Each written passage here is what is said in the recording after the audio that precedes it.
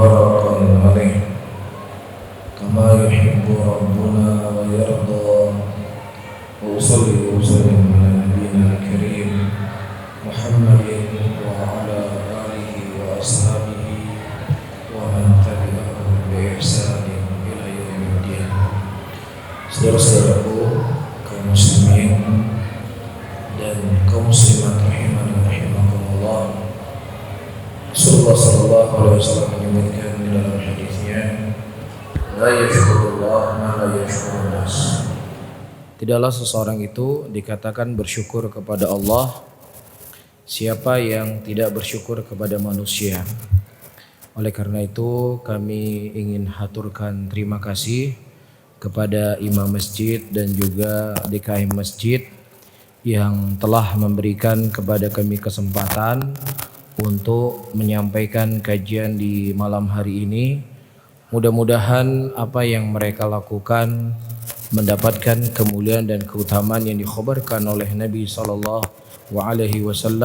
Ada 3 orang yang masuk surga dikarenakan satu anak panah. Yang pertama yang membuat panah, yang kedua yang menyerahkan panah, dan yang ketiga yang memanah. Semuanya masuk surga. Siapa saja yang terlibat dalam kebaikan dengan maksud dan tujuan untuk menegakkan kalimat Allah Subhanahu wa taala, maka tidak ada balasan bagi dia kecuali surga Allah Rabbul Alamin. Amin ya rabbal alamin. Dan kemudian yang kedua, para hadirin dan hadirat rahimani wa rahimakumullah, Allah menyebutkan sebuah ayat di dalam Al-Qur'an. Yauma la yanfa'u malun wala banun illa man atallah biqalbin salim. Suatu hari yang tidak akan bermanfaat dari harta dan anak-anak yang dimiliki oleh seorang, kecuali siapa yang datang kepada Allah dengan hati yang selamat, hati yang bersih, hati yang suci dari kesyirikan, hati yang bersih dari kekufuran, hati yang bersih dari dengki, hasad, hati yang selalu dipenuhi kecintaan kepada Allah Subhanahu wa taala dan rindu untuk beribadah kepada Allah. Maka hati-hati seperti inilah akan bermanfaat kepada kita kelak di yaumul qiyamah. Adapun harta, anak-anak yang kita miliki, para hadirin dan hadirat rahimani wa rahimakumullah, Allah menyebutkan sebuah ayat, yauma yafirru mar'u min akhihi wa ummihi wa abihi wa sahibatihi wa banihi likulli imri'in minhum yauma idzin sya'nun yughni. Pada hari di mana saudara akan lari daripada saudaranya, seorang ibu lari dari anaknya, seorang suami akan lari dari istrinya. Setiap orang pada waktu itu mereka sibuk untuk mengurusi diri mereka masing-masing. Anak yang hari ini kita rindukan, ayah dan ibu yang hari ini melindungi kita dari segala hal-hal yang bisa merugikan kita, ternyata ketika Allah membangkitkan kita kelak di yaumul qiyamah, mereka semuanya tidak bisa memberikan manfaat untuk kita. Tetapi yang memberikan manfaat kepada kita adalah hati yang kita miliki. Nah, hati inilah yang butuh bagi kita untuk memberikan nutrisi. Iya, perlu kita berikan vitamin agar hati ini selalu dalam keadaan lembut, dalam keadaan cinta kepada Allah, dalam keadaan cinta kepada kebaikan, sehingga mudah untuk kita beribadah kepada Allah Rabbul Alamin. Tapi ketika hati ini tidak diberikan nutrisi, tidak diberikan vitamin, maka hati ini akan mengeras. Ketika hati ini mengeras, sulit untuk beribadah kepada Allah. Dan kalaupun seandainya dia pergi ke masjid, seandainya pun dia sujud dan ruku kepada Allah, tetapi esensi dari sholatnya itu dia tidak dapatkan. Sholat hanya sebatas untuk melepaskan tanggung jawab yang Allah wajibkan kepada kita. Namun para hadirin dan hadirat, orang-orang yang mereka selalu menjaga hatinya, selalu membersihkan jiwanya, kita akan mendapatkan keindahan dalam kehidupan mereka. Iya, ketika mereka diberikan nikmat oleh Allah, mereka akan bersyukur. Ketika mereka diberikan ujian oleh Allah, mereka akan bersabar. Ini efek dari bersihnya hati, efek dari sucinya jiwa. Iya, Allah menyebutkan sifat orang-orang yang mensucikan jiwanya dalam sebuah hadis. A'jaba li amri mu'min, inna amrahu kullu la khair wa lam yakun dzalika illa lil mu'min. Sungguh sangat aneh keadaan, sungguh sangat indah, mengagumkan keadaan orang-orang yang beriman. Ketika mereka mendapatkan nikmat, mereka bersyukur dengan nikmat tersebut, dan ketika mereka mendapatkan ujian dan cobaan, mereka bersabar dengan ujian tersebut. Dan itu tidaklah dimiliki kecuali orang-orang yang beriman. Dan kesucian hati, kesucian jiwa itu didapatkan di majelis ilmu. Didapatkan duduknya kita mendengarkan ayat-ayat Quran dan hadis-hadis Rasulullah sallallahu alaihi wasallam. Rasulullah menyebutkan dalam hadisnya, la tajma' qaumun fi baiti min buyutillah yatluna kitab Allah wa yatadarasuna bainahum illa nazalat alaihimus sakinah wa ghasyiyatuhumur rahmah wa dzakara Allah fi man 'indah wa hafatul umul malaikat. Rasulullah mengatakan, tidaklah berkumpul satu kaum di rumah-rumahnya Allah Subhanahu wa taala yang mereka mempelajari Al-Qur'an dan mengajarkannya, kecuali di situ Allah akan memberikan ketenangan kepada mereka. Allah akan memberikan kesejukan dalam hati mereka.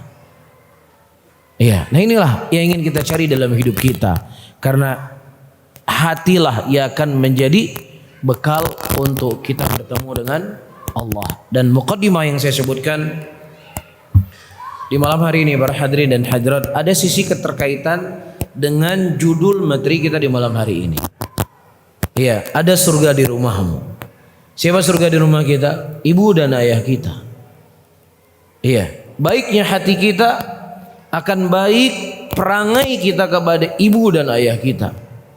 Tapi jeleknya hati kita akan jelek pula perangai ya dan akhlak kita kepada ibu dan ayah kita. Demikian yang dikhabarkan oleh Nabi sallallahu alaihi wasallam, inna fil jasadil mudghah idza salahat salahat jasadu kullu wa idza fasadat fasadat jasadu kullu ala wahil qalb. Ketahuilah bahwasanya dalam hati, dalam tubuh seorang manusia ada segumpal daging yang apabila baik segumpal daging itu akan baik seluruh anggota tubuhnya, dan ketika jelek segumpal daging tersebut maka akan jelek seluruh anggota tubuhnya. Ketahuilah, kata Nabi sallallahu alaihi wasallam, itu adalah hati. Iya, nah ketika ada seorang anak yang sulit berbakti kepada orang tuanya, yang berat untuk berbuat baik kepada kedua orang tuanya, bukan tidak ada kemampuan yang dia miliki, iya, tetapi hatinya yang sedang tidak baik. Saya punya istri, saya punya anak-anak, saya punya tanggung jawab yang besar. Biarlah ibu dan bapak saya diurus oleh abang saya, biarlah ibu saya diurus oleh adik saya. Ini bukan tidak ada kemampuan, kita ingatkan kembali, tetapi hatinya lah yang rusak. Hatinya sedang berpenyakit. Hatinya tidak diberikan taufik oleh Allah Subhanahu wa taala untuk melakukan sesuatu perkara yang akan mudah mengantarkan dia dalam surganya Allah. Dan sebelum kita berbicara lebih jauh, para hadirin dan hadirat rahimani wa rahimakumullah, para ulama ketika mereka membahas tentang perangai, perbuatan, akhlak, ada akhlak-akhlak itu yang memang membutuhkan dalil dari Al-Quran dan Sunnah, penyebutan tentang ini wajib, ini haram. Apa misalnya riba, itu membutuhkan dalil akan haramnya riba. Iya, demikian juga berbuat membunuh, itu membutuhkan dalil haramnya membunuh, haramnya melukai hati orang. Iya, namun di sana ada perangai-perangai yang disebutkan oleh para ulama yang mana tidak membutuhkan dalil. Akal seseorang yang diberikan oleh Allah Subhanahu wa taala, perasaan yang dimiliki oleh seseorang sudah cukup untuk dia menilai baik ataukah tidak baik sesuatu tersebut. Dan di antara yang disebutkan oleh para ulama adalah berbakti kepada kedua orang tua.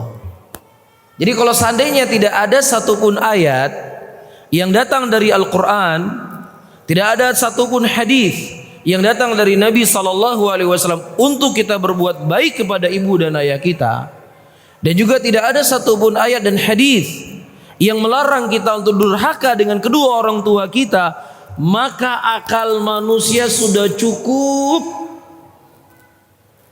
dia mencurahkan segala kemampuannya untuk berbuat baik kepada kedua orang tuanya. Bisa difahami para hadirin hadirat? Ya, ayam yang nggak punya akal Atau mohon maaf yang lebih kasarnya lagi, seekor anjing yang najis, yang dia tidak punya akal.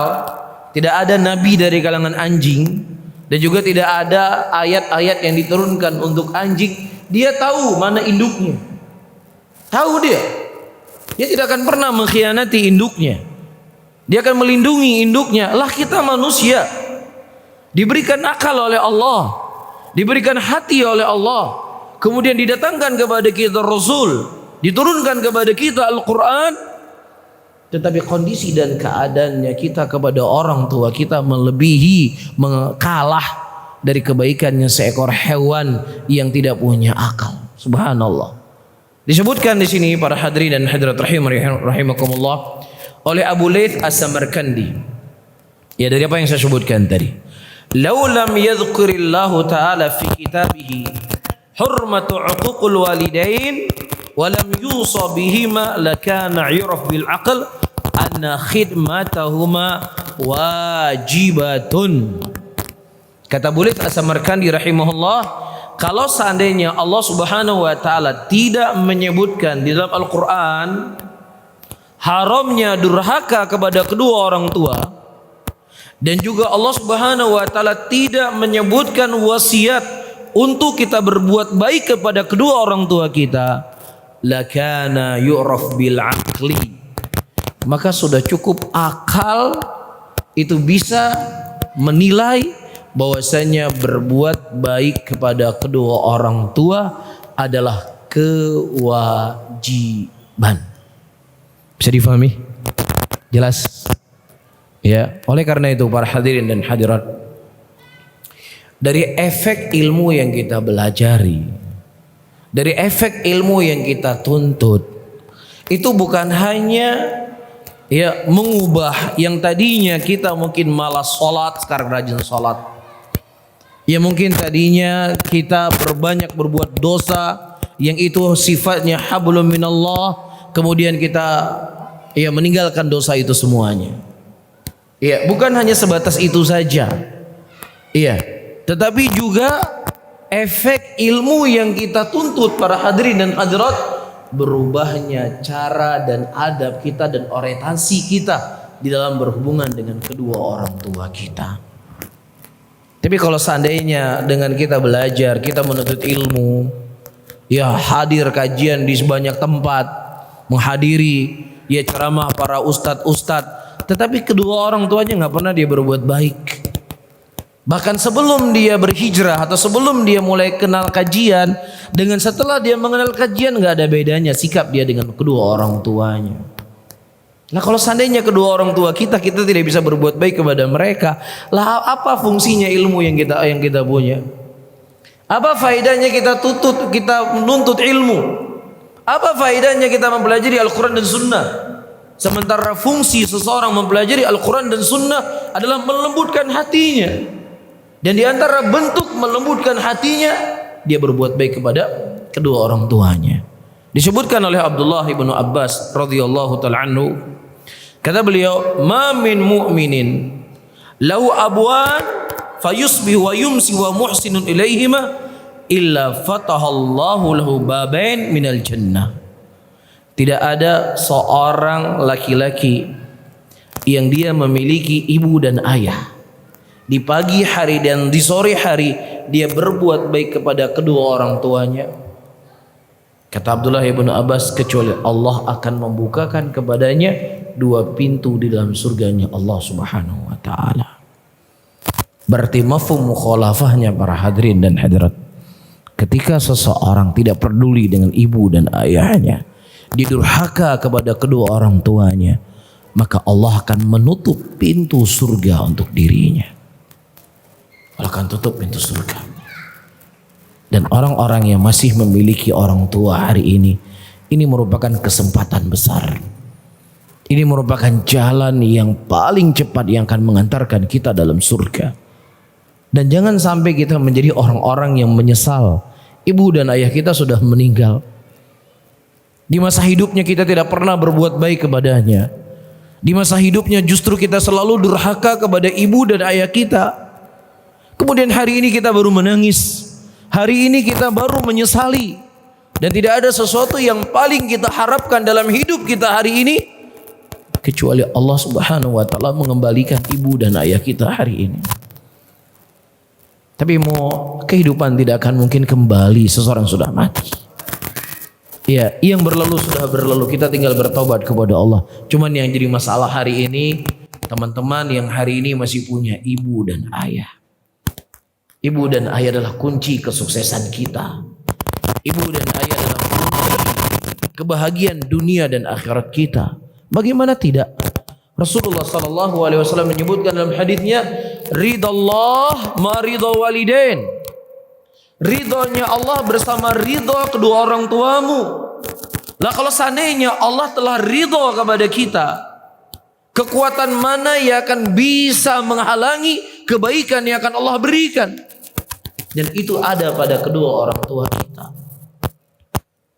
Ya, jangan sampai istri kita pertama yang kita curhati, istri kita yang pertama yang kita bicarakan hal-hal yang penting dalam hidup kita. Sementara ibu dan ayah kita tinggalkan. Apa maksudnya? Ada teman-teman mungkin mau buka bisnis, mau buka toko, atau mau melamar pekerjaan. Ibunya tahu anaknya buka toko, di hari dia buka toko. Gimana coba? Ya teman-temannya yang lainnya itu sudah tahu. Oh si fulan akan buka toko di alamat sekian, ya di jalan sekian. Orang semua tahu. Di Singaraja ini sudah tahu semua, ibunya nggak tahu.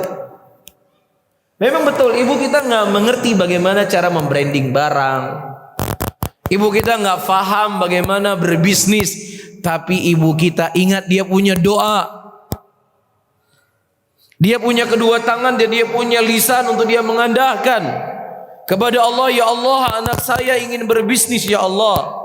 Anak saya ingin membuka toko ya Allah. Mudahkanlah urusan anak saya ya Allah. Ibu kita punya ini. Lebih dahsyat daripada follower yang kita punya. Lebih dahsyat dari coaching yang kita punya yang memanage bagaimana berbisnis dengan cara yang baik. Dan ini yang kita lupakan. Ya, ini yang terkadang kita lupa, berhadirin dan hadirat. Kita sibuk mencari sebab bagaimana bisnis saya bisa berhasil. Padahal di rumahnya ada kekuatan yang super kuat. Bukankah Jurej dalam keadaan dia sedang sholat, dia sedang beribadah kepada Allah, dipanggil oleh ibunya. Iya. Dan Jurej berkata, sholatku ibuku, sholatku ibuku, sholatku ibuku. Dan dia melanjutkan sholatnya. Dan ibunya berdoa kepada Allah agar Allah memberikan ujian kepada Jurej. Dan Allah kabulkan. Ini menunjukkan kepada kita doa orang tua kita itu sangat dahsyat. Bagaimana sakitnya hati orang tua. Ini anak saya. Iya, saya tahu dia buka toko, saya tahu dia berbisnis, saya tahu dia akan buka ini dan buka itu dari orang lain. Subhanallah. Ini menunjukkan para hadirin dan hadirat, kita tidak tahu kadar kemuliaan orang tua kita. Memang betul kadang orang tua kita lebih soleh dibandingkan orang tua kita mungkin. Kita mungkin lebih kuat berpegang teguh di atas sunnah dibandingkan kedua orang tua kita mungkin. Mungkin kita lebih rajin sholat malam dibandingkan ibu dan ayah kita. Iya, mungkin kita lebih ketat dalam menjaga hal yang diharamkan oleh Allah dibandingkan ibu dan ayah kita. Tapi masalahnya mereka punya doa yang tidak akan dihijabi oleh Allah. Itu masalahnya. Iya, terkadang sebagian para penuntut ilmu, wah ibu saya nggak solehah, bapak saya nggak soleh, ya bapak saya ini masih nggak jelas. Ya akhirnya nggak pernah dia minta doa dari orang tua. Iblis alaihi lanatullah, iblis ketika dia meminta kepada Allah, ya Allah akhirkan kematianku sampai yaumul qiyamah agar aku bisa menyesatkan manusia, dikabulkan oleh Allah. Iblis lah orang tua kita walaupun mungkin kondisinya seperti kita sebutkan tadi tidak lebih jelek dibandingkan iblis, tidak lebih hina dibandingkan iblis. Ya, ini poin yang penting para hadirin dan hadirat rahimani wa rahimakumullah yang perlu untuk kita ketahui bagaimana kedudukan orang tua. Dan juga di sini disebutkan Qala ba'du sahabati tarku du'a lil walidain yadhiqul 'ish 'alal walad. Dikatakan oleh sebagian sahabat, meninggalkan doa untuk kedua orang tua terkadang ini menjadi sebab kesempitan hidup kepada anak. Kita tidak pernah mendoakan orang tua kita. Iya. Kita nggak pernah memikirkan ya kondisi dan keadaan orang tua kita ini menjadi sebab hidup kita sempit. Kita buka bisnis bangkrut. Besok usaha lagi dengan bisnis yang lain, bangkrut lagi. Iya, kemudian buka bisnis yang lain yang sudah mulai berjalan, sudah mulai meningkat, sudah mulai banyak omsetnya, tiba-tiba bubar lagi karena teman bisnisnya tidak sejalan dalam pemikiran berbisnis. Ya, yang selalu kita pikirkan apa? Apa yang selalu kita pikirkan? Ya, bagaimana supaya saya bisa memanage lebih bagus bisnis saya. Saya harus lebih jeli mencari orang yang bisa saya ajak berbisnis. Itu selalu yang dia pikirkan. Dia lupa.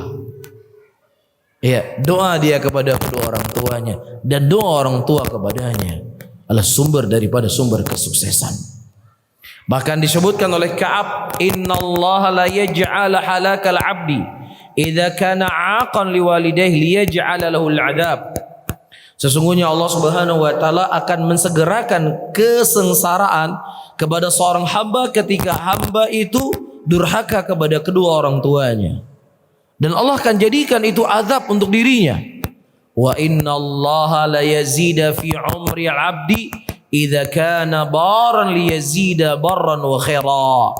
Dan demikian juga Allah akan menambah umur seorang hamba ketika hamba itu berbuat baik kepada kedua orang tuanya dan kebaikan itu terus akan bertambah. Bahkan disebutkan oleh Abu Bakar ibnu Maryam dalam kitab Taurat, ya, dan juga disebutkan dari Muhammad ibnu Munkadir, yadha khaddahu 'alal ard thumma yaqul li ummi dha'i qadamak 'ala khaddi. Muhammad ibnu Munkadir ini seorang ulama tabi'in. Ulama tabi'in. Iya, berarti kalau disebut ulama tabi'in adalah ulama yang atau orang-orang yang mereka berguru dengan sahabat Nabi Muhammad sallallahu alaihi wasallam. Mereka tidak melihat Rasulullah, tetapi mereka melihat sahabat Nabi. Taib. Dan beliau termasuk fuqaha yang paling disegani di kota Mekah pada waktu itu. Beliau berkata, kepada ibunya, wah ibuku, injak muka aku, wah ibuku, dengan kakimu, wah ibu, injak. Mungkin beliau khawatir ada kesalahan yang dia lakukan kepada ibunya, ada hal yang membuat sakit hati ibunya. Apakah dia sengaja ataukah dia tidak sengaja, sehingga dia ingin menebus kesalahannya supaya ibunya menginjak wajahnya. Padahal beliau seorang ulama, beliau orang yang disegani, beliau orang yang dimuliakan. Namun demikianlah, ternyata bentuk kesuksesan mereka menjadi orang-orang yang hebat dalam dunia dan akhirat mereka, ternyata di antara amalan yang paling besar adalah mereka berbuat baik kepada kedua orang tuanya. Al-Imam Abu Hanifah rahimahullah. Siapa yang tidak tahu Al-Imam Abu Hanifah? Tahu Imam Abu Hanifah? Tahu ya? Tahu Imam Abu Hanifah? Siapa yang tahu Imam Abu Hanifah? Nanti dikasih hadiah, siapa tahu Imam Abu Hanifah? Beliau itu siapa? Imam madhab. Salah satu imam madhab. Beliau namanya Nu'man bin Thabit. Ya, beliau ya faqih, fuqaha, alim besar. Dan beliau memiliki murid-murid yang sangat banyak. Sampai-sampai diceritakan bagaimana mulianya majelisnya Abu Hanifah rahimahullah. Beliau punya murid namanya Abu Yusuf. Nah, Abu Yusuf ini suatu hari anaknya meninggal. Ya.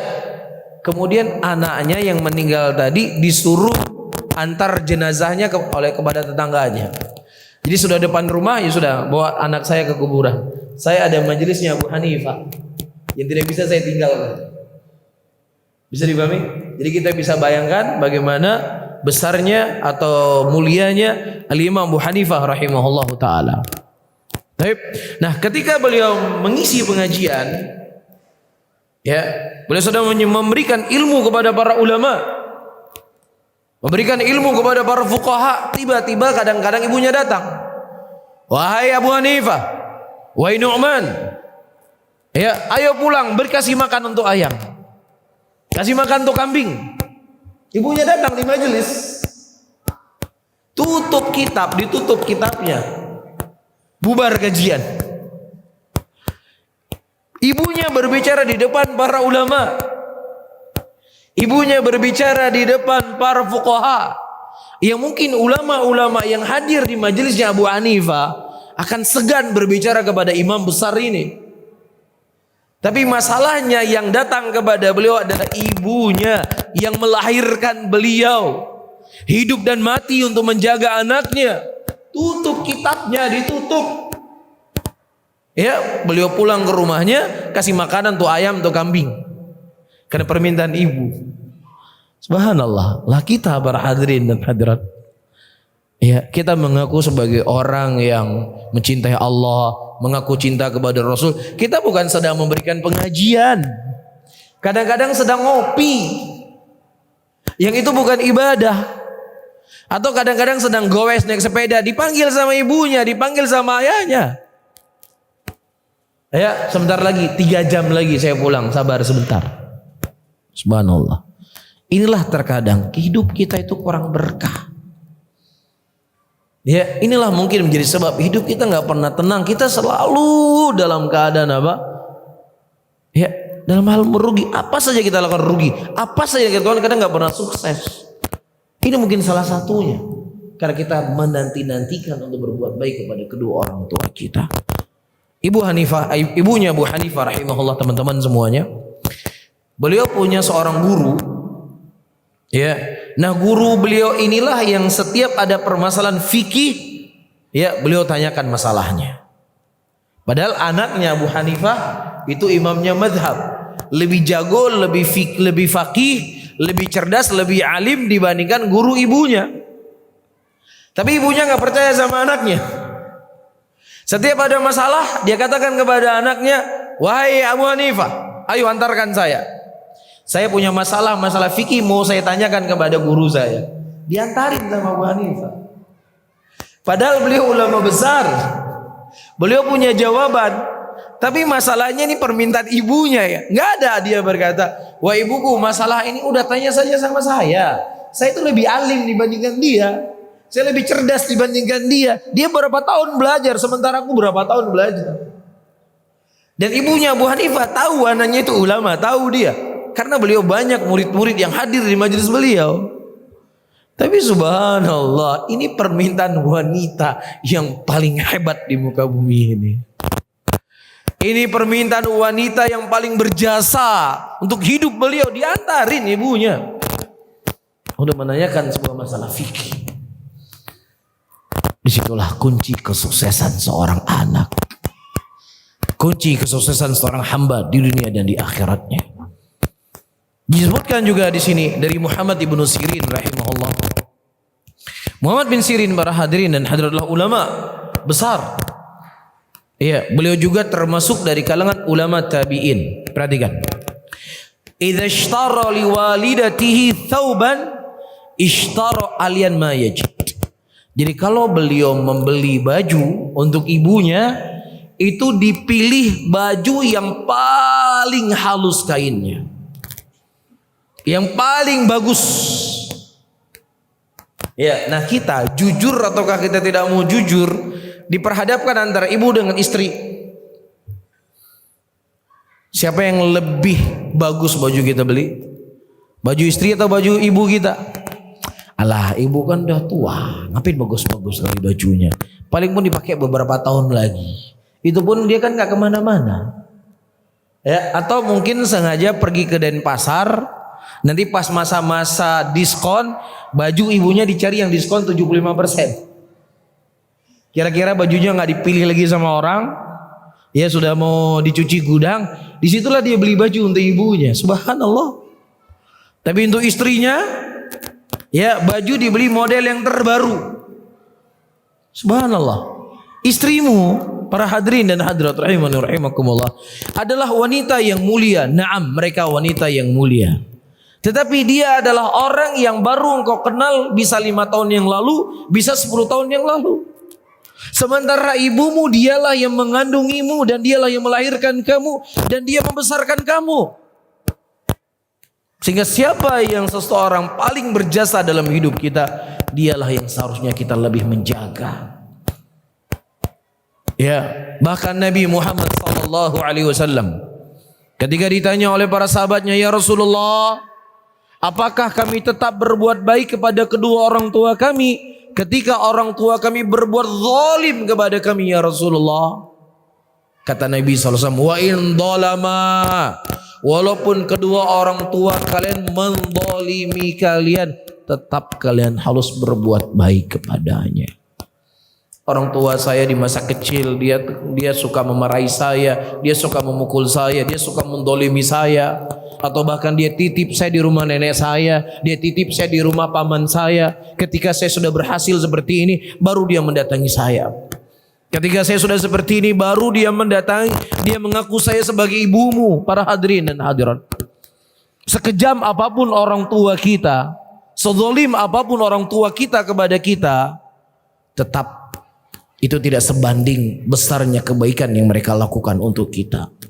9 bulan dan mengandung kita 9 bulan.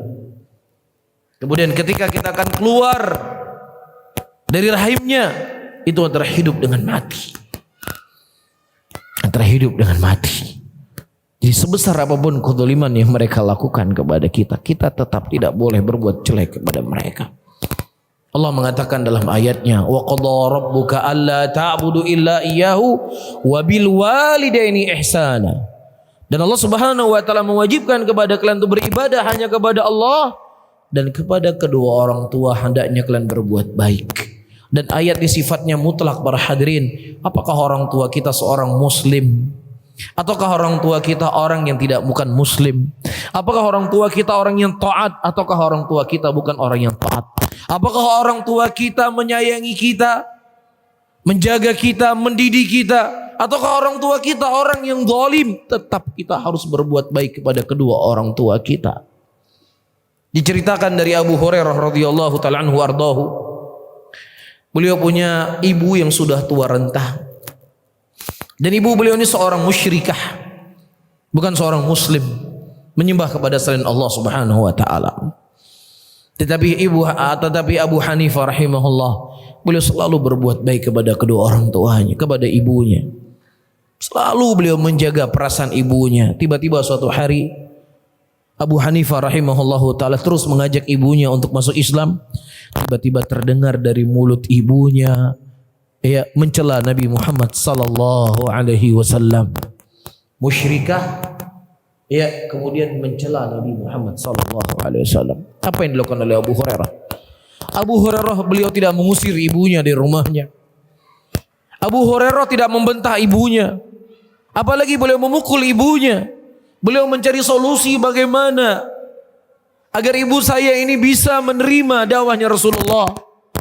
Agar bagaimana beliau bisa bertobat apa yang beliau lakukan. Beliau pergi menjumpai Nabi Muhammad sallallahu alaihi wasallam sembari menangis. Beliau berkata, "Ya Rasulullah, ibuku adalah orang yang sangat kucintai. Hari ini aku mendengar sesuatu kalimat yang tidak baik tentang dirimu ya Rasulullah. Doakanlah ibuku ya Rasulullah agar ibuku bisa menerima Islam ini dan beliau bertobat kepada Allah." Kemudian Nabi SAW adalah seorang Nabi yang rahim, yang rahmat. Walaupun beliau dibicarakan jelek oleh ibunya Abu Hanifah, beliau tetap mendoakan kebaikan kepada ibunya Abu Hanifah, ibunya Abu Hurairah. Allahumma hdi umma Abi Hurairah. Ya Allah, berikanlah hidayahmu kepada ibunya Abu Hurairah. Didoakan justru oleh Nabi SAW. Singkat cerita, Abu Hurairah beliau pulang ke rumah beliau. Ketika ibunya membuka pintu, ibunya berkata, "Asyhadu an la ilaha illallah wa asyhadu anna Muhammadar Rasulullah." Pecah tangisan Abu Hurairah. Tadinya beliau menangis dalam keadaan sedih. Kemudian yang kedua beliau menangis karena dalam keadaan bahagia. Beliau mendatangi Nabi Muhammad sallallahu alaihi wasallam dan beliau mengkhabarkan, ya Rasulullah, hari ini ibuku masuk Islam. Tidak ada hari yang paling membahagiakan Abu Hurairah radhiyallahu taala anhu, yang pertama hari di mana Allah memberikan hidayah kepada beliau, dan hari yang kedua Allah membukakan hati ibunya untuk masuk ke dalam Islam. Subhanallah, terkadang ibu kita, ya, seorang wanita muslimah, tidak seperti ibunya Abu Hurairah yang musyrikah tadi. Mungkin ada kesalahan-kesalahan ibu kita yang menurut kita itu keliru, yang menurut kita itu menyelisih daripada syariat, tapi subhanallah, puluhan kalimat telah kita ucapkan kepada ibu kita. Mungkin ratusan kalimat telah kita ucapkan kepada ibu kita. Iya. Atau terkadang kata-kata, ibu ini haram, ini nggak boleh seperti ini, ibu mau masuk neraka. La haula wala quwata illa billah. Bagaimana mungkin seorang anak berbicara dengan ibunya seperti ini? Ibunya Abu Hurairah, saya tegaskan kembali, musyrikah, musyrik, menyekutukan Allah. Tidak ada kezaliman yang lebih besar daripada orang mensekutukan Allah. Tapi bagaimana cara beliau bermuamalah dengan ibunya? Disinilah para hadirin dan hadirat rahimani wa rahimakumullah, seperti yang saya sebutkan tadi, akhlak adalah poin penting di antara hal-hal yang penting dalam kita beragama. Ya, dan yang paling terpenting adalah akhlak kita dengan ibu kita. Kemudian juga kita lanjutkan di sini. Wa ma rafa sautahu 'alaiha. Muhammad bin Sirin, beliau tidak pernah mengangkat suaranya di hadapan ibunya. Kana yukallimuha kal musqi ilaiha. Jadi kalau beliau Ibnu Sirin bicara sama ibunya, dia bisik-bisik. Dia bisik-bisik. Orang berpikir kalau Ibnu Sirin itu sedang sakit. Jadi setiap dia berbicara sama ibunya, pelan sekali suaranya. Dia takut ya mengeraskan suaranya di atas suara ibunya, sehingga akan menggoreskan hati ibunya. Itu yang mereka takutkan, itu mereka khawatirkan. Bahkan ternukilkan dari sebagian para ulama salaf, para hadirin dan hadirat, yang mana mereka dikenal orang yang paling berbuat baik kepada ibunya, paling berbakti kepada ibunya. Tapi dia nggak pernah makan sepiring sama ibunya, nggak pernah. Ditanya, kenapa kamu nggak pernah makan sepiring dengan ibumu? Dia berkata, aku khawatir ketika tangan ibuku akan mengambil makanan, ternyata tanganku lebih mendahului daripada tangan ibuku. Aku khawatir. Ketika ibunya mengambil tangan, karena dia lebih kuat, mungkin tangannya lebih cepat mengambil makanan, sehingga menggoreskan hati orang tuanya. Oleh karena itu, ibu-ibu semuanya yang hadir di malam hari ini, yang mencintai suami, doronglah suami Anda untuk berbuat baik kepada kedua orang tuanya. Bantulah mereka untuk berbakti kepada kedua orang tuanya. Kalian jangan menjadi penghalang kebaikan untuk suami Anda berbuat baik kepada kedua orang tuanya. Karena itulah surganya mereka, itulah kesuksesan mereka. Adanya suami Anda hari ini karena adanya ibunya dan ayahnya. Jadi jangan pernah kalian menjadi penyeru-penyeru kepada neraka jahanam dengan menghalangi mereka berbuat baik kepada kedua orang tuanya. Demikian pula kepada para teman-teman semuanya. Kita punya ibu dan kita punya istri. Naam, istri kita harus kita cintai. Istri kita harus kita sayangi. Istri kita tidak boleh kita zalimi. Nabi SAW mengatakan, sebaik-baik kalian adalah orang yang paling baik kepada keluarganya, dan aku adalah orang yang paling baik kepada istriku. Namun jangan sampai cinta kita kepada istri kita mengorbankan baktinya kita kepada kedua orang tua kita, dan terkhusus kepada ibu kita. Rasulullah sallallahu alaihi wasallam ketika ditanya oleh sahabatnya, ya Rasulullah, siapa orang yang paling saya harus berbuat baik? Kemudian Nabi berkata, ummuk. Kemudian siapa lagi ya Rasulullah? Ummuk. Kemudian siapa lagi ya Rasulullah? Ummuk. 3 kali diulang oleh Nabi, ibumu, ibumu, ibumu, baru kemudian bapakmu. Ketika Anda diperhadapkan antara ibu dengan istri, yang istri Anda menghalangi Anda untuk berbuat baik kepada kedua orang tua Anda, bahkan Anda tidak boleh memberikan uang kepada ibu Anda kecuali setelah persetujuan dari istri Anda. Anda tidak boleh membeli sesuatu kepada ibu Anda kecuali sudah ACC daripada istri Anda. Ingatkan istri Anda. Ini bukan hal yang baik. Ini hal yang akan menggiring Anda ke dalam neraka. Ini hal yang akan menggiring Anda dalam kejelekan, kerusakan dunia dan akhirat. Didik istri Anda. Anda sebagai pemimpin rumah tangga, Anda sebagai yang memegang komando rumah tangga, didik istri Anda. Kalau memang dia tidak siap untuk dididik, kalau memang dia tidak siap untuk diarahkan, kalau memang dia tidak siap untuk diingatkan dengan hal yang seperti ini, kalau Anda ingin sukses dunia dan akhirat, ibu Anda harus lebih Anda pilih daripada istri Anda. Ibu Anda harus lebih Anda pilih. Umar bin Khattab radhiyallahu taala anhu, pernah beliau meminta kepada anaknya Abdullah bin Umar untuk menceraikan anaknya, menceraikan istrinya, diceraikan oleh Ibnu Umar radhiyallahu taala anhu, permintaan ayah. Jelas ini kita katakan tadi apa? Sudah kita ajarkan, kita sudah didik, kita sudah ingatkan dia, kita sudah ajarkan dia. Kita tidak punya pilihan memilih ibu kita ataukah memilih dia. Kalau Anda ingin sukses dunia dan akhirat Anda, ibu dan ayah kita yang harus kita pilih. Karena nggak ada yang namanya calon mantan ibu dan mantan ayah, nggak ada. Tapi kalau istri, ada mantan istri. Namanya istri, kalau kita ucapkan tolak engkau saya cerai, selesai masa iddah, 3 kali masa iddah selesai. Dia bukan siapa-siapa kita. Bisa dipahami? Bukan saya ingin mengajak untuk menceraikan istri, enggak ya. Saya katakan apa tadi? Kita sudah ingatkan istri kita sudah ajarkan dia, kita sudah nasihati dia, tapi dia tetap dengan pendiriannya, kamu nggak boleh berbuat baik sama ibu. Anak kita banyak, anak kita saja uangnya nggak cukup, gimana kamu berikan kepada ibumu?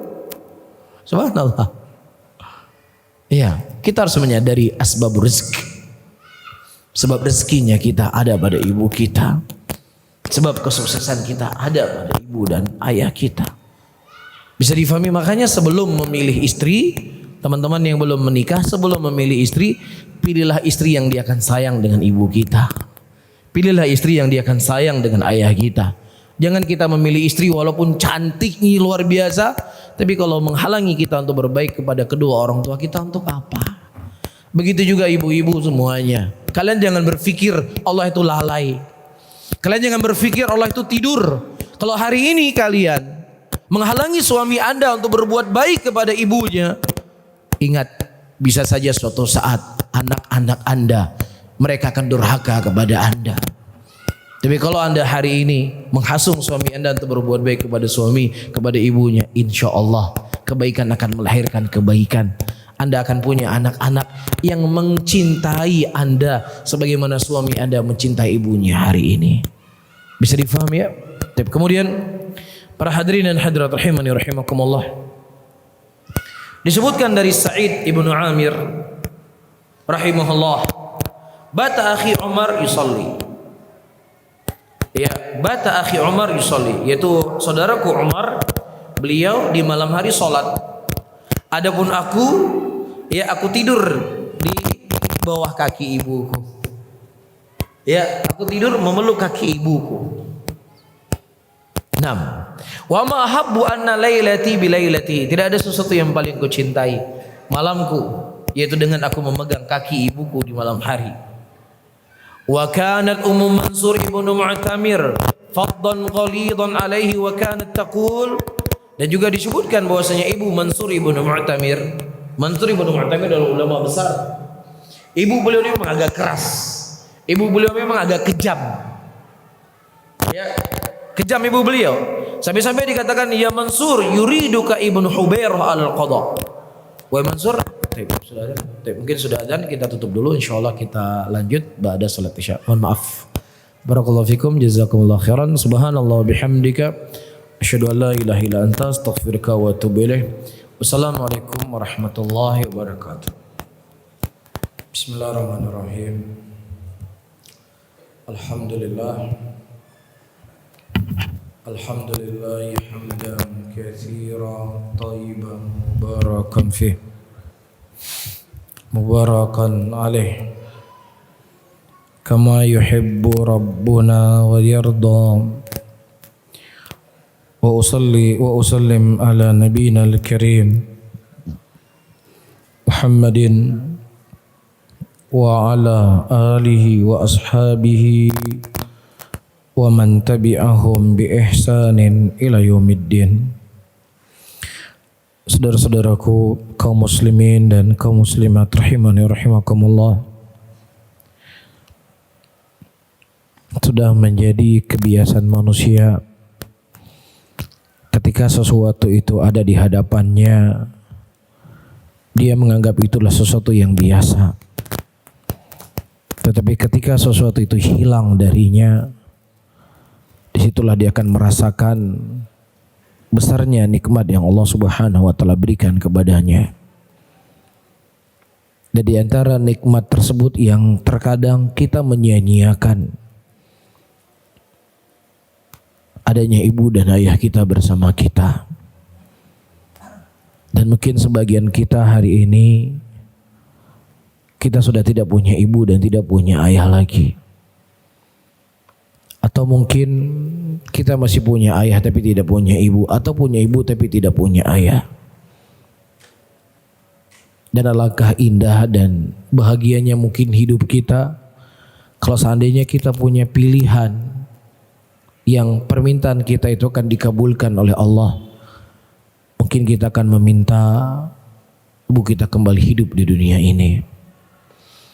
Ini tidak lain adalah satu nikmat yang Allah Subhanahu wa taala berikan kepada hamba-hambanya, sehingga mereka berkasih sayang antara satu dengan yang lainnya. Dalam sebuah hadis Rasulullah sallallahu alaihi wasallam mengatakan, inna lillahi mi'ah rahmah.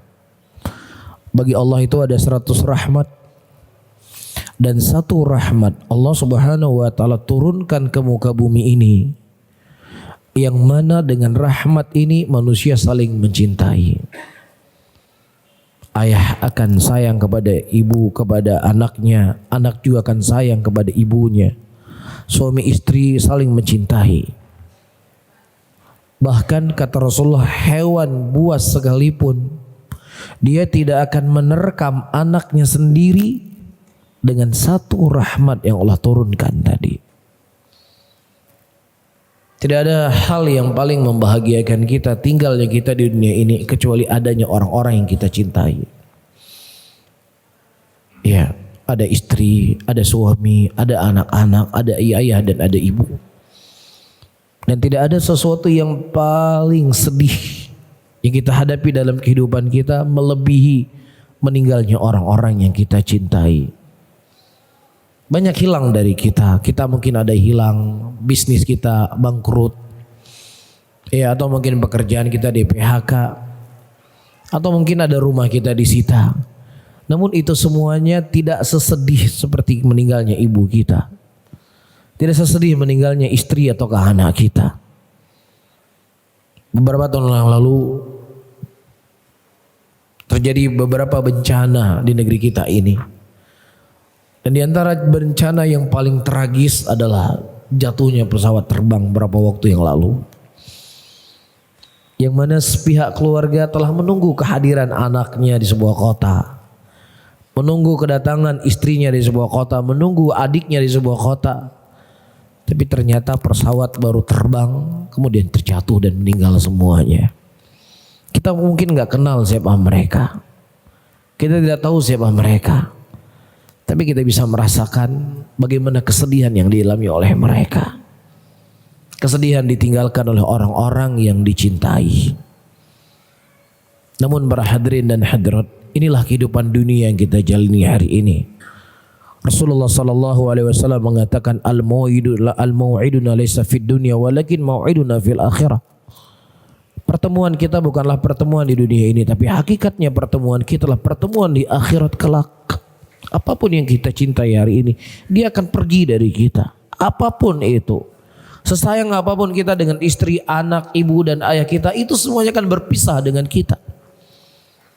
Maka jangan sampai para hadirin di dunia kita dipisahkan oleh Allah dengan kematian. Maka jangan lagi di akhirat kita juga dipisahkan dengan orang-orang yang kita cintai. Jangan sampai nanti kita berada dalam neraka, ya sementara istri kita berada dalam surga. Atau si istri berada dalam surga, suaminya berada dalam neraka. Atau kita semuanya dikumpulkan oleh Allah dalam neraka. Ibu, bapak, anak, istri, semuanya masuk dalam neraka.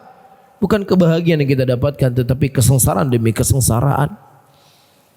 Oleh karena itu berusahalah untuk menjalani hal-hal yang akan bisa memberikan kebahagiaan untuk hidup kita, kebahagiaan dunia dan akhirat kita. Dan di antara bentuk kebahagiaan yang akan kita dapatkan, berbuat baik kepada kedua orang tua kita. Apakah mereka masih hidup? Terlebih ketika mereka sudah tua, sudah tidak mampu apapun. Ya mungkin mereka sudah kembali seperti anak kecil. Ya sudah kembali seperti bayi. Yang terkadang beol, kencing pun harus dicebok. Namun ingat, orang tua kita dulu sabar mengurusi kita. Ya, dia sabar untuk bertanya, untuk menjawab pertanyaan anaknya dengan pertanyaan yang sama-sama. Orang tua kita sabar. Kenapa hari ini ketika orang tua kita sudah mulai pikun, dan mungkin dia akan bertanya hal yang serupa, yang sama berulang-ulang, kenapa kita tidak sabar seperti sabarnya mereka? Dan subhanallah, terkadang ada 10 anak, dia memelihara, menjaga orang tua yang sudah tua. Walaupun mungkin dia tidak ucapkan dengan lisannya, tapi dia terkadang hatinya berkata, kapan ibuku meninggal? Kapan ayahku meninggal? Ya, tetapi seorang ibu terkadang dia bisa menjaga 10 orang anak. Seorang ibu terkadang dia bisa membesarkan, dia berharap anaknya semua hidup, semuanya sukses. Saya punya seorang teman, qadarullah masyafal, dia kecelakaan sehingga dia harus tertidur 3 bulan di tempat tidur. Dia berkata, mungkin ini hikmahnya saya belum menikah. Kalau mungkin seandainya saya menikah, mungkin istri saya gak mau sabar dengan saya. Mungkin istri saya akan lari dari saya. Mungkin istri saya akan minta saya untuk bercerai dengannya. Tapi subhanallah, saya punya ibu, yang mana ibu saya ini 3 bulan menjaga saya seperti saya menjaga ketika saya masih bayi. Begitulah besarnya jasa seorang ibu, yang hari ini subhanallah para hadirin dan hadirat, sebagian mereka sudah meninggal. Namun ada cara-cara dan jalan-jalan untuk kita tetap berbuat baik kepada mereka. Di antaranya, jangan pernah sekalipun dalam ruku dan dalam sujud kita lupa dengan mendoakan kebaikan untuk mereka. Kita sudah nukilkan tadi ucapan sahabat Rasulullah, sebab kesempitan hidup kita karena ketika kita meninggalkan mendoakan kedua orang tua kita yang telah meninggal. Jangan pernah mendoakan, jangan lupa mendoakan kebaikan untuk mereka. Dan teman-teman yang orang tuanya masih hidup, saya membaca beberapa athar lagi, dan insya Allah kemudian kita akan buka beberapa pertanyaan, tentunya sebatas kemampuan yang saya ketahui. Qila arada Ahmad al-Abar rihlah ila Qutaibah. Pada waktu itu ada seorang ulama yang bernama Ahmad al-Abar. Beliau ingin mendatangi seorang alim yang lainnya yang bernama Qutaibah. Falam ta'dan lahu ummuh, tetapi ibunya tidak mengizinkan beliau untuk belajar. Ibunya tidak mengizinkan untuk dia berangkat menuntut ilmu bersama Qutaibah. Falamma wasala ila Balkhin mata Qutaibah, thumma matat fa kharaja. Ya, ketika ibunya meninggal, barulah beliau berangkat. Berangkat ke mana? Bertemu dengan Qutaibah supaya bisa mengambil ilmu hadis darinya. Falamma wasala ila Balkhin mata Qutaibah. Ketika beliau berjalan sampai ke tempatnya Qutaibah bin Sa'id Abu Raja al-Baghlani, Qutaibahnya meninggal. Ya, berarti menghalangi dia untuk belajar karena apa? Karena ibunya tidak mengizinkan. Ya, nah di sini para hadirin dan hadirat, ada fikih yang perlu untuk kita ketahui. Kalau seandainya ibu kita meminta kepada kita untuk tinggal bersamanya, ya, dan jangan berangkat untuk belajar, bukan dikarenakan mereka anti dengan ilmu, tetapi mereka membutuhkan ada anak di sampingnya. Mereka butuh ada anak yang menjaganya, dia butuh ada anak yang menafkahinya, dia butuh ada anak yang menemaninya. Maka kita tidak boleh berangkat, kita harus bersama ibu kita. Ada seorang sahabat waktu itu ada yang berangkat jihad, ada sebagian sahabat waktu itu mereka berhijrah. Kemudian ditanya oleh Nabi SAW, apakah kau masih memiliki orang tua? Kemudian kata Nabi SAW, kemudian katanya, iya saya masih punya ibu. Kemudian kata Rasulullah, kepada ibumu lah engkau berjihad. Ini besarnya hak orang tua, besarnya hak ibu. Kecuali kalau ibu kita melarang kita belajar agama dikarenakan dia nggak suka kita belajar agama. Dia nggak suka kita istiqomah, dia nggak suka kita jadi orang baik, maka tidak ada ketaatan kepada makhluk yang itu bentuknya bermaksiat kepada Allah. Namun bukan berarti kita membentak-bentak ibu kita, memarah-marah ibu kita. Tetap kita tidak boleh berbuat jelek kepada mereka. Bisa difahami ya? Nah, apalagi mempelajari ilmu yang sifatnya fardul kifayah. Ya, bukan mempelajari ilmu yang sifatnya fardul ain. Apa mempelajari ilmu fardul kifayah? Dia ingin lebih mendalami ilmu sorof. Dia ingin mendalami ilmu nahwu. Ini ilmu fardhu kifayah, tidak wajib seseorang mempelajari seluruhnya. Tetapi mentaati orang tua pada hal-hal yang ma'ruf itu merupakan sebuah kewajiban. Ya, menuntut ilmu bersama seorang alim bernama Qutaibah adalah sebuah hal yang sangat istimewa. Tapi karena ibu beliau tidak mengizinkan beliau untuk berangkat belajar, beliau tidak berangkat. Ketika ibunya sudah meninggal, baru beliau pergi. Kemudian dikatakan fakanu ya'zunahu ala hadza faqal hadza thamaratul ilm innani ikhtartu ridha al-walidah wa qala Fudail ibn Iyad tamamul muru'ah min birri walidayh. Kemudian beliau berkata, inilah thamarah dari ilmu. Inilah hasil dari ilmu yang saya pelajari selama ini. Buat apa kita banyak ilmu, banyak menghafal hadis, banyak menghafal ayat, banyak mengetahui kaidah-kaidah para ulama, pas praktek jauh daripada ya yang diharapkan. Ilmu yang kita tuntut diantaranya untuk apa? Untuk berbuat baik semua orang tua.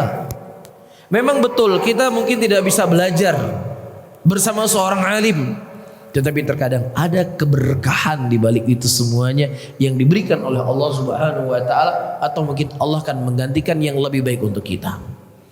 Bisa difahami ya? Dan juga para hadirin, disebutkan dari Abu Hurairah radhiyallahu taala anhu, Abu Hurairah beliau tidak pernah berangkat haji sampai ibunya wafat, beliau berangkat haji. Subhanallah. Abu Hurairah tinggal di kota Madinah dan beliau punya orang tua yang perlu dijaga, yang perlu untuk yang perlu untuk ditemani. Ini haji rukun Islam. Tapi beliau mengakhirkan haji sesaat untuk apa? Menjaga orang tuanya. Sementara kita terkadang meninggalkan orang tua kita karena kemauan istri. Udah bang, nggak usah tinggal di sini, kita pindah aja ke Denpasar. Ngapain tinggal di sini? Saya nggak suka kamu dekat-dekat sama ibu kamu. Terlalu banyak masalah. Masya Allah. Iya, pindah ke Denpasar itu bukan ibadah. Naik haji itu ibadah. Nuntut ilmu itu ibadah. Tetapi sebagian para ulama salaf pada waktu itu mereka tidak berangkat. Dalam keadaan mereka juga punya istri. Mereka punya pasangan hidup, tapi mereka menyadari besarnya kemuliaan seorang ibu untuk kehidupan dunia dan akhirat mereka. Kemudian para hadirin dan hadirat rahimani rahimakumullah, disebutkan di sini, qala Humaid, lamma matat Ummu Ayyas ibnu Muawiyah, ketika meninggal ibunya Ayyas ibnu Muawiyah, baka, beliau menangis. Faqila lahu, ma yabkika? Wahai Ayyas, kenapa engkau menangis? Beliau berkata, kana li babanil maftuhani ilal jannah wa ughlaq ahaduhuma. Tadinya aku memiliki dua pintu yang akan mengantarkanku ke dalam surga, tetapi hari ini ibuku mati, berarti satu pintu surga telah tertutup dariku. Satu pintu telah tertutup dariku. Subhanallah. Iya. Subhanallah para hadirin, subhanallah. Kita lihat bagaimana kondisi dan keadaan kita. Kita mengaca. Setiap ilmu yang kita tuntut, setiap ilmu yang kita pelajari, kita jangan pernah melihat orang. Kita tujukan pada diri kita sendiri. Sejauh mana kita telah berbuat baik sama ibu kita hari ini. Ya, sejauh mana kita telah berbuat baik kepada ayah kita hari ini. Sudah berapa kalimat-kalimat yang kita ucapkan yang menyakitkan hati mereka. Sudah berapa banyak perbuatan-perbuatan kita yang telah kita zalimi mereka. Dari semenjak kecil dia merawat kita. Ketika kita sungguh dewasa, badan kita sudah kuat, seharusnya kita justru membantu mereka. Tapi justru para hadirin dan hadirat, semakin kita dewasa, kita semakin menyakitkan hati mereka. Ya, jangan sampai surga kita hilang begitu saja. Jangan sampai pintu surga kita tertutup untuk kita karena kita menyia-nyiakan kenikmatan yang Allah berikan kepada kita, kesempatan untuk berbakti kepada orang tua ketika orang tua kita sudah tua. Kemudian disebutkan di sini, qala Umar bin Abdul Aziz rahimahullah li Ibnul Mihrad, la tusahib aqa. Jangan kau bersahabat dengan orang yang durhaka sama orang tuanya. Fa innahu la yuqbal wa qad aqal walidayhi li'anna haqqahuma aujab haqqan minhu alaih. Bagaimana engkau akan bagaimana engkau akan berteman sama dia dan engkau harapkan kebaikan dari dirinya? Ibunya sendiri saja yang seharusnya dia berbuat baik kepada ibunya, dia tidak bisa. Bagaimana dia akan berbuat baik sama kamu? Jadi nggak ada faidah kita belajar berkawan dengan orang-orang yang nggak berbuat baik sama orang tuanya. Bahkan disebutkan oleh Ali bin Abi Thalib radhiyallahu taala anhu, "Lau alima syai'an fi 'uquqil adna min la haramahu." Kalau seandainya di sana ada kalimat yang lebih ringan dari ya, maka akan diharamkan di sana oleh Allah. Tapi nggak ada kalimat yang lebih ringkas ketika seseorang menyakiti orang tuanya dibandingkan ada lagi nggak kira-kira di bawah itu? Kalau seandainya ada kalimat yang lebih ringkas dari yang itu adalah kalimat yang menyakiti hati orang tua, pasti juga Allah akan mengharamkannya. Nah, bagaimana lagi kemudian kita membentak-bentak ibu dan ayah kita? Bagaimana terkadang kita nggak peduli dengan ibu dan ayah kita. Ya, jangan menunggu sampai bulan Ramadan, jangan menunggu sampai hari raya datang, karena kita belum tentu masih hidup di hari raya akan datang. Begitu juga ibu kita belum tentu masih hidup sampai hari raya akan datang. Apa yang membuat kita harus malu mengatakan, wah ibu maafkan saya, wah ibu saya telah lama menyusahkan engkau, wah ibu maafkan saya, wah ibuku pasti aku banyak berbuat salah kepadamu. Ya, jangan kita tahan, jangan kita nantikan. Karena ketika ibu kita telah meninggal, ini adalah sesuatu yang paling kita sesali dalam hidup kita. Ini sesuatu yang paling menjadi beban dalam hidup kita para hadirin dan hadirat rahimani wa rahimakumullah. Dan silakan antum tanya kepada teman-teman antum yang dia menyakiti hati orang tuanya. Nanti hari raya saya akan minta maaf sama ibu saya. Datang hari raya ternyata hari raya tahun depan kurang pas hari raya tahun ini. Kemudian ibunya meninggal. Tidak ada sesuatu yang paling dia sesali dalam hidupnya, karena dia tidak pernah mengucapkan maaf kepada kedua orang tuanya. Telepon ayah kita, telepon ibu kita, telepon. Jangan nunggu besok, malam ini kita telepon. Saya pasti punya salah sama ibu, saya pasti punya salah sama ayah. Maafkan saya ayah, maafkan saya ibu. Insya Allah kita akan mendapatkan keberkahan dalam hidup kita. Insya Allah kita akan mendapatkan kebaikan dalam hidup kita, karena memang ridhonya Allah bersama ridho kedua orang tua kita. Dan subhanallah, mungkin teman-teman semuanya pernah mengalami dan melihat ada orang-orang yang mereka nikah, kawin lari. Ya, karena orang tuanya nggak setuju kawin lari. Saya mendapatkan kasus orang-orang seperti ini, ya setahun 2 tahun cerai dia.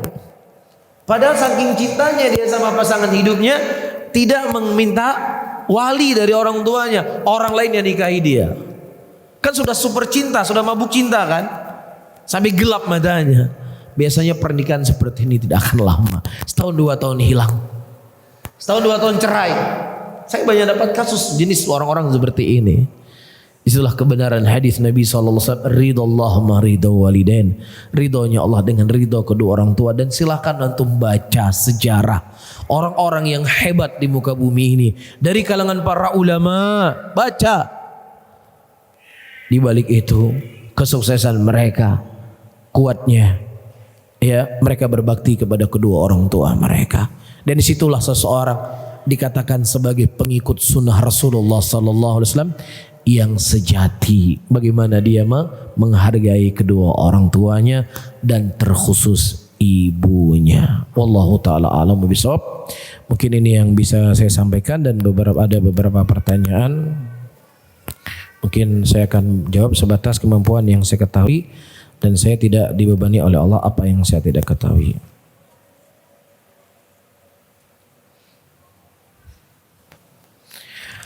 Pinjam meminjam itu yang dipakai pedoman nilai ataukah nominal? Taib.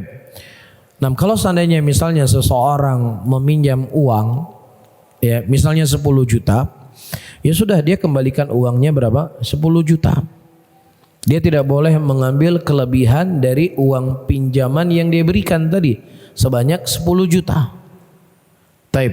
Nah di sini para hadirin dan hadirat, terkadang orang berpikir, ya kalau uang saya pinjamkan 10 juta, kemudian dia kembalikan 2 tahun yang akan datang, maka jelas ini akan merugikan saya. Dan uang yang 10 tahun yang lalu, uang 10 juta 2 tahun yang lalu berbeda dengan uang 10 juta hari ini.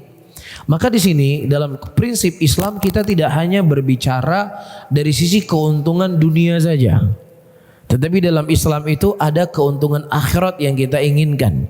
Rasulullah mengatakan barang siapa yang seseorang memudahkan urusan saudaranya, maka Allah akan mudahkan urusan dunia dan akhiratnya.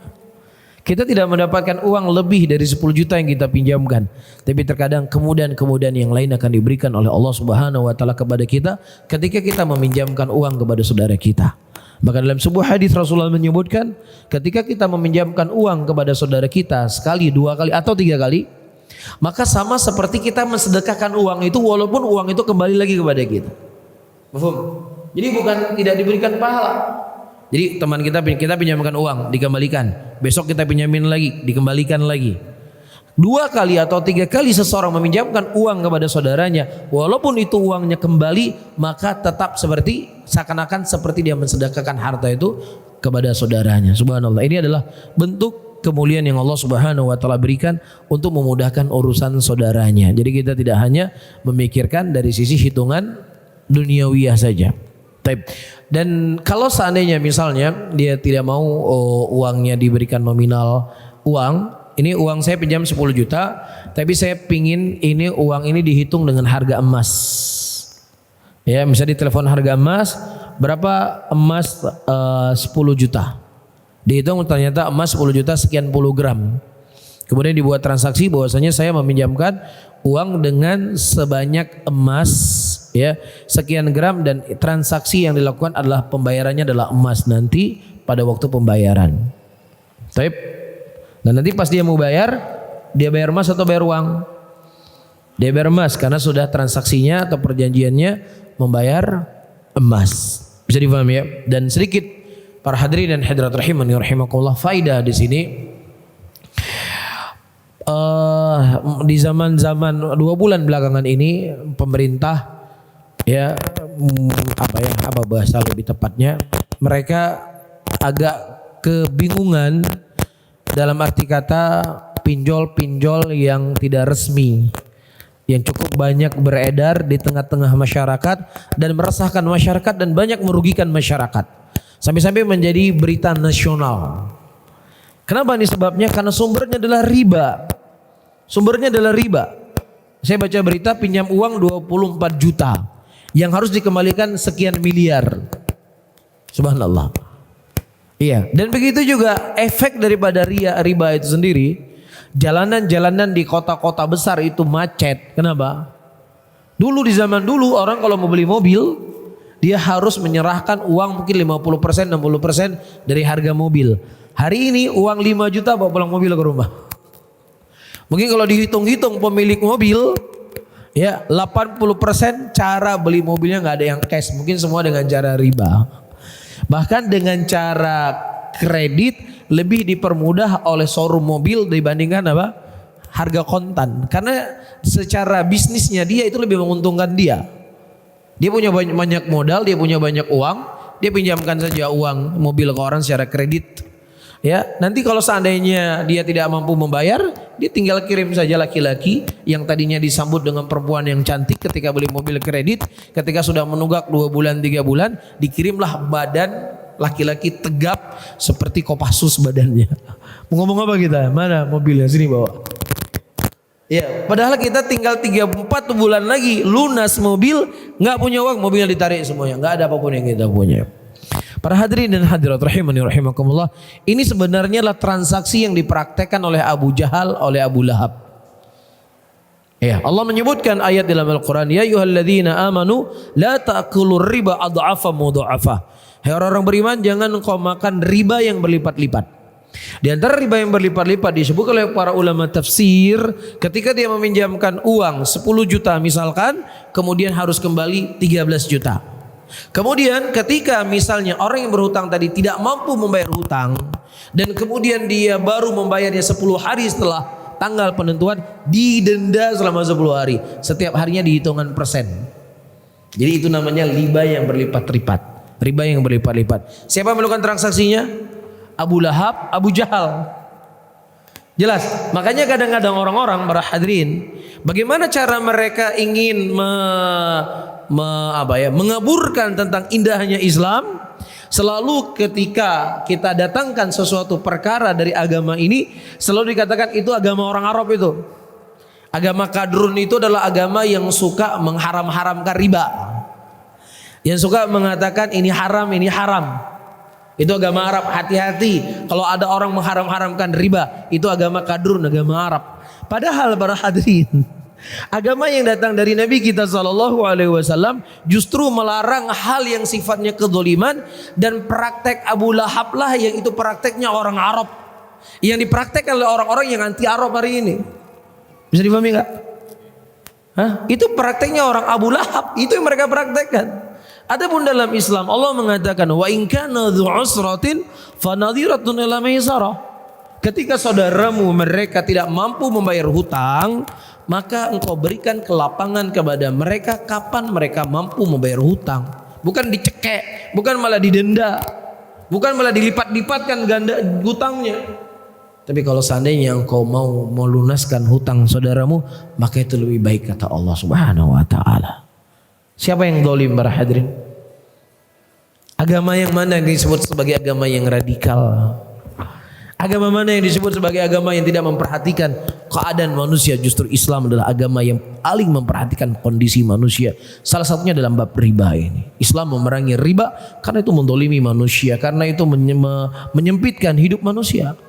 Kita berhutang, ya, jangka waktu bayar 5 tahun, didenda sekian. Nanti ada pajaknya sekian, macam-macam itunya.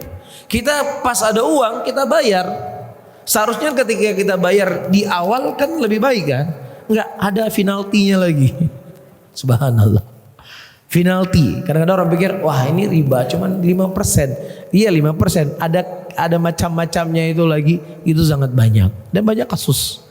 Orang sudah bayar hutang, dia pikir udah lunas hutangnya. Ternyata bapak baru bayar bunganya saja. Dia pikir hutangnya sudah mau habis. Ini tinggal bayar pokok bapak ya. Subhanallah. Ya sudah, Rasulullah telah memberikan kepada kita arahan hidup. Untuk urusan dunia lihat yang ke bawah, jangan suka lihat ke atas. Ketika dalam urusan dunia kita suka lihat ke atas, disitulah mendorong kita untuk membeli sesuatu yang kita tidak mampu. Ketika kita tidak mampu, akhirnya pakailah dengan cara sistem riba. Ini sebabnya. Tanggal 1 seharusnya ketika kita dapat gaji, kita bisa wajah ceria, bisa bawa anak-anak jalan-jalan. Justru tanggal 1 justru hari yang sangat menakutkan. Ada gaji 4 juta, 3 juta kredit mobil, 500 ribu kredit motor, 500 ribu makan sebulan. Gimana gak sakit? Hiduplah apa yang kita mampu. Sebagaimana kata Rasulullah, lihatlah orang di bawah engkau ketika dalam urusan dunia. Jangan lihat ke atas. Walhamdulillah, walaupun saya gak punya mobil, saya masih punya motor. Yang motor saya ini bisa berjalan dari Singaraja ke Denpasar. Alhamdulillah. Tetangga saya jangankan motor, ya sepeda pun dia gak ada. Alhamdulillah, Allah masih mudahkan urusan saya. Begitu prinsip seorang muslim untuk menjauhkan dia dari riba. Allah alam bisawab. Apakah besar perkataan di balik suami sukses di belakangnya pasti ada istri yang mendukung, maka sayangilah istri, barakallahu fikum. Nah, kita tetap harus menyayangi istri. Ya, Rasulullah mengatakan sebaik-baik kalianlah orang yang paling baik kepada keluarganya, dan aku orang yang paling baik kepada istriku. Dan Nabi SAW ketika ditanya oleh para sahabatnya, ya Rasulullah, siapa orang yang paling kau cintai? Beliau mengatakan istriku Aisyah radhiyallahu taala anha. Iya. Konsep yang saya sebutkan tadi, seorang suami dia mencintai orang tuanya, dia berbakti kepada ibunya, tetapi dia jangan mendolimi istrinya. Itu konsepnya. Silahkan Anda berbuat baik sama ibu Anda. Berikan apa yang Anda mampu kepada ibu Anda. Tapi istri Anda juga jangan Anda zalimi. Demikian konsepnya. Bisa difahami? Jangan misalnya ibunya dibawa haji tiap tahun. Ibunya diumrohkan tiap tahun. Istrinya jangankan pergi umroh, keluar Bali saja nggak pernah. Ini nggak boleh, ini zalim. Kita telah menzalimi istri kita. Faham? Itu nggak boleh. Berbuat baik sama istri. Berikan hak istri. Iya, karena diantara harta yang paling baik kita keluarkan adalah kita berikan kepada istri kita. Paham? Tapi ingat kita juga punya ibu. Dan ini sesuatu hal yang bisa kita lakukan sejalan. Sejalan bisa nggak kita lakukan? Kita bisa melakukan sejalan. Misalnya, nih bulan ini saya ingin beli tas untuk ibu saya, beli baju untuk ibu saya. Bulan depan adik sabar ya, bulan depan abang beli untuk adik. Tetap dibeli. Paham di sini? Cuman jangan seseorang karena dia terlalu cinta dengan istrinya kemudian menghalangi dia untuk berbuat baik kepada kedua orang tuanya. Itu maksudnya. Jelas? Type. 6. Perempuan adalah pahlawan yang tidak pernah tersebut namanya. Perjuangan dakwah Nabi kita Muhammad sallallahu alaihi wasallam yang kemudian Islam sampai ke Singaraja hari ini. Setelah taufik dari Allah Subhanahu wa taala, beliau punya istri yang hebat. Perempuan yang sangat luar biasa, Khadijah radhiyallahu taala anha, yang beliau mengeluarkan seluruh harta beliau untuk membela dakwah Nabi Muhammad sallallahu alaihi wasallam. Dan insya Allah suami-suami yang cinta dengan ibunya, sayang dengan ibunya, pasti dia juga akan sayang dengan istrinya, insya Allah. Karena dia tahu batasan-batasan yang telah dibatasi oleh Allah Subhanahu wa taala. Baik. Ketika bermuamalah dengan perempuan, saya sering mendapat doa jazakillah khair, tapi saya tidak menjawab karena menurut saya kalau saya jawab maka saya membenarkan dia kalau saya perempuan. Karena doa untuk perempuan, apakah benar seperti itu? Nah, kita tinggal luruskan. Dia ada orang yang berucap jazakillah khairan. Jazaki itu kan artinya semoga engkau perempuan dibalas kebaikan oleh Allah. Tapi dia nggak maksudkan kita perempuan kan. Cuman kadang-kadang namanya perempuan, dia ketika sering berkomunikasi dengan perempuan, jazakillah, jazakillah. Pas dia berkomunikasi dengan laki-laki, karena lisannya itu sabaqul lisan, lisannya itu ingin mengucapkan jazakallah, terucaplah apa? Jazakillah. Bukan maksudnya kita membenarkan, saya nggak mau jawab, inti katakan saya perempuan. Nggak ada orang mengatakan jazakillah, inti perempuan. Cuman lafadznya yang dia keliru mengucapkannya. Bisa dipahami? Tinggal diluruskan saja. Ya jazakallah. Ya kita juga laki-laki kan sering kan, kita ngomong sama perempuan jazakallah khairan ya. Padahal dia perempuan, bukan maksudnya ikrar. Nabi SAW mengatakan dalam hadisnya, Ana ibnu Abdul Muttalib wala fakhr. Saya anaknya ibnu Abdul Muttalib dan saya tidak sombong. Dalam kondisi dan keadaan seseorang tidak boleh menghambakan diri kepada selain Allah. Muttalib itu bukan nama Allah. Faham?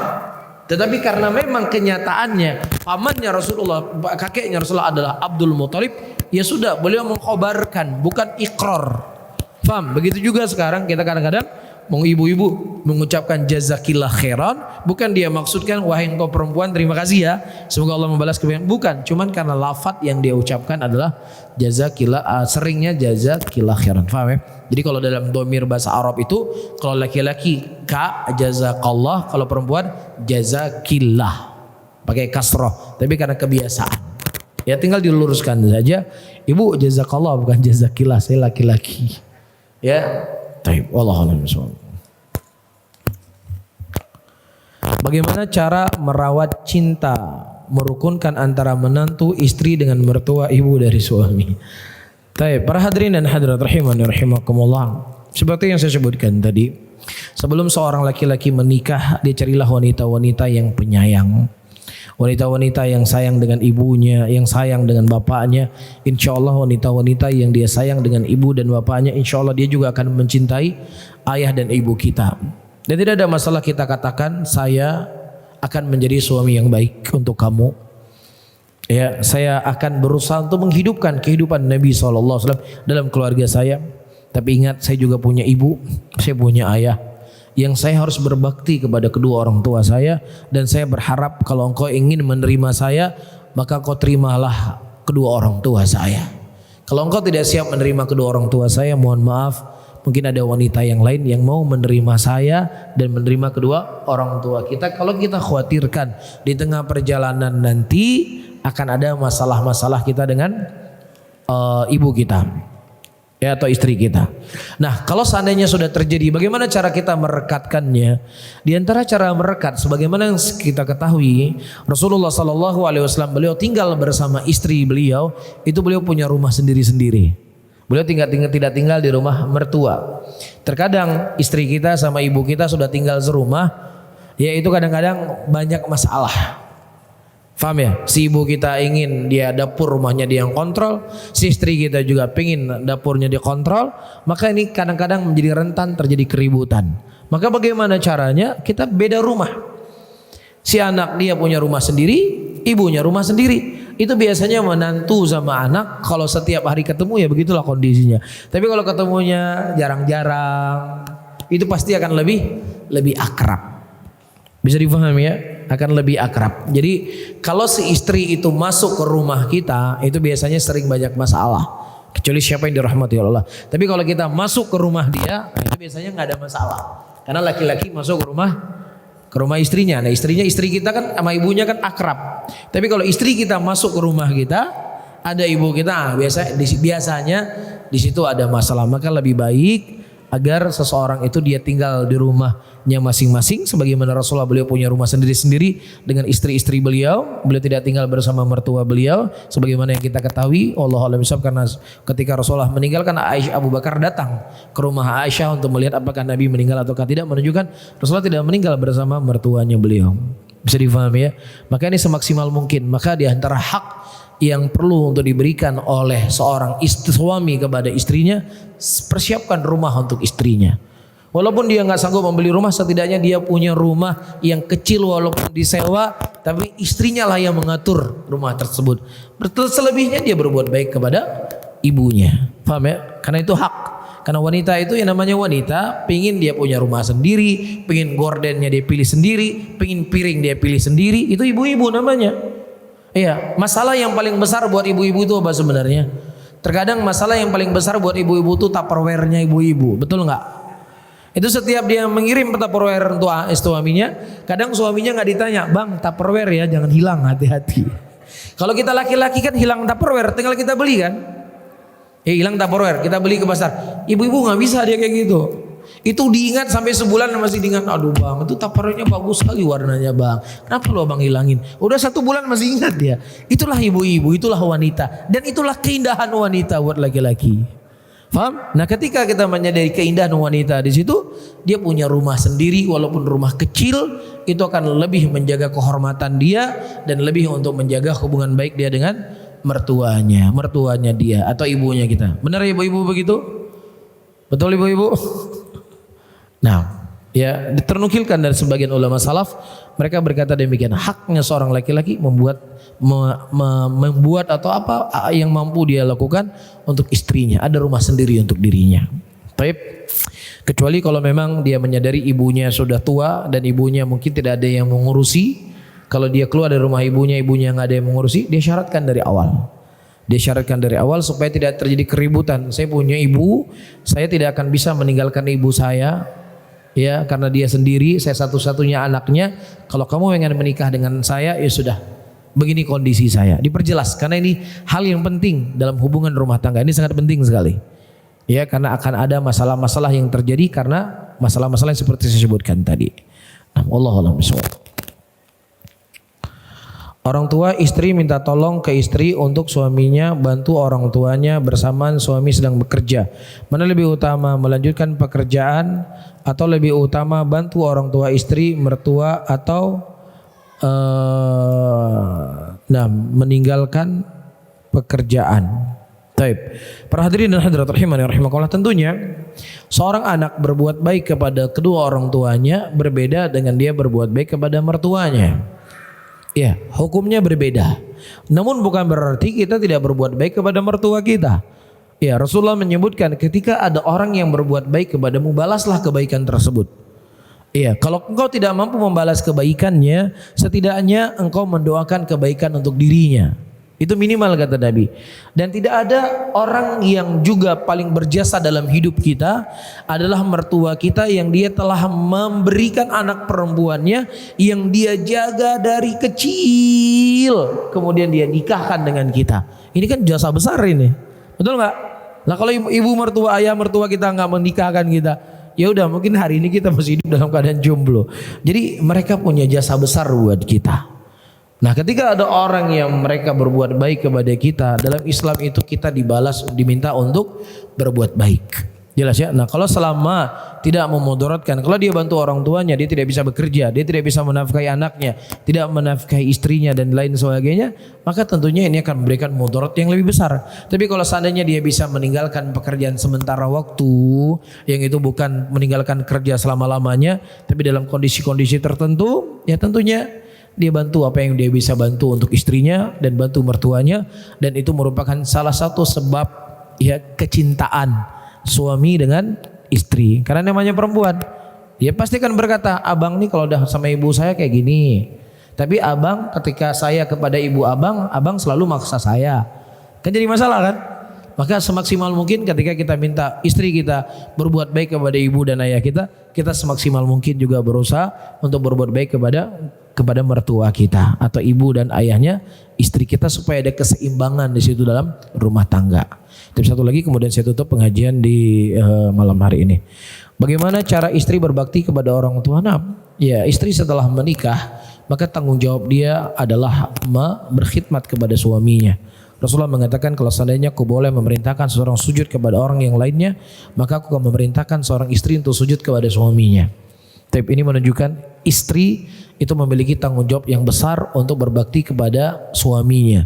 Namun semaksimal mungkin dia berbuat baik kepada kedua orang tuanya selama tidak mengurangi dari kewajiban dia melayani suaminya. Tinggal dia berbicara dengan baik dengan suaminya, mohon maaf abang, mungkin saya dalam 1 minggu mungkin saya tidak bisa di rumah, saya ingin mengurusi orang tua saya, izinkan saya. Nah suami yang baik dia tentunya dia mengasuh istrinya untuk berbuat baik kepada kedua orang tua. Intinya ini teknis saja bagaimana cara dia membangun komunikasi. Yang penting komunikasi. Dengan ada komunikasi yang baik, insya Allah semuanya akan menjadi baik. Wallahu a'lam bishawab. Mungkin ini yang bisa saya sampaikan, dan mudah-mudahan bermanfaat untuk diri saya dan juga kepada hadirin dan hadirat semuanya. Dan saya mohon maaf mungkin ada sesuatu kalimat-kalimat yang gak pantas untuk saya ucapkan. Saya bertobat dan beristighfar kepada Allah Subhanahu wa taala, dan saya tutup pengajian di malam hari ini. Subhanallah wa bihamdika asyhadu an la ilaha illa anta astaghfiruka wa atubu ilaih. Wassalamualaikum warahmatullahi wabarakatuh.